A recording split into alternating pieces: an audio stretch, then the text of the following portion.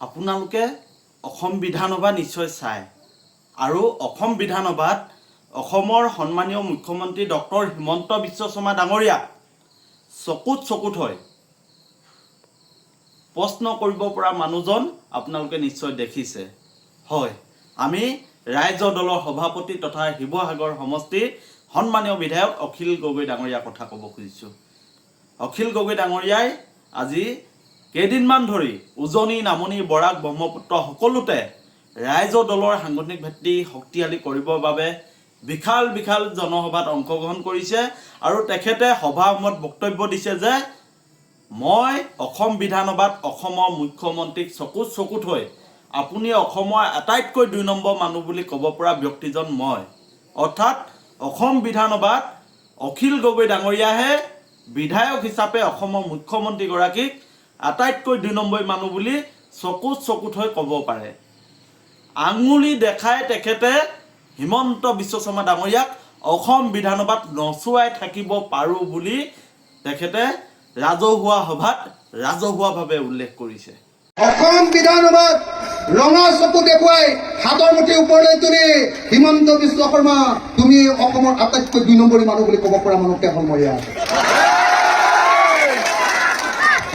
আমি দেখিবলৈ পাইছোঁ যে অখিল গগৈ ডাঙৰীয়াই উজনি, নামনি, বৰাক, ব্ৰহ্মপুত্ৰ সকলোতে সকলো অসমীয়া এক হওক, হিন্দু মুছলমান এক হওক আৰু বিজেপি চৰকাৰখনক, ফেচিবাদী বিজেপি চৰকাৰখনক ২০২৬ত ব্ৰহ্মপুত্ৰত উটুৱাই দিয়া হ'ব বুলি তেখেতে সভা সমিতিসমূহত কৈ ফুৰিছে আৰু ৰাইজক আহ্বান জনাইছে যে চাচা আৰু মামাক এইবাৰ অসমৰ ৰাজনীতিৰ পৰা আঁতৰাব লাগিব।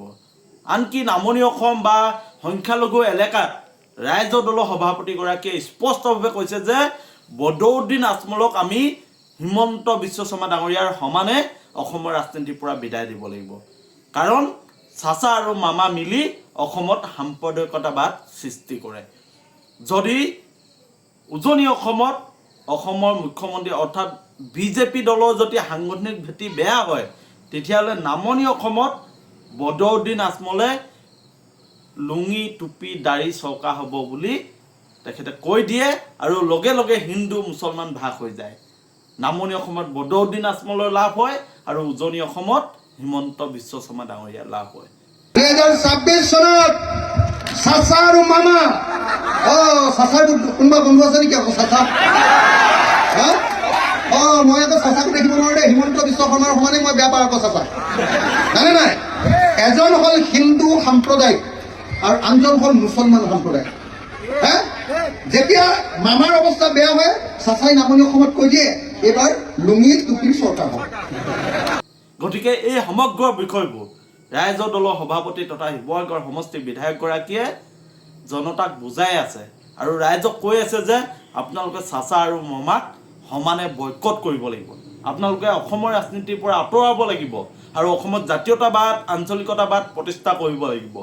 সকলো মানুহৰ সম বিকাশ, সম উন্নয়ন আৰু সম জীয়াই থকা অধিকাৰ পাব লাগিব।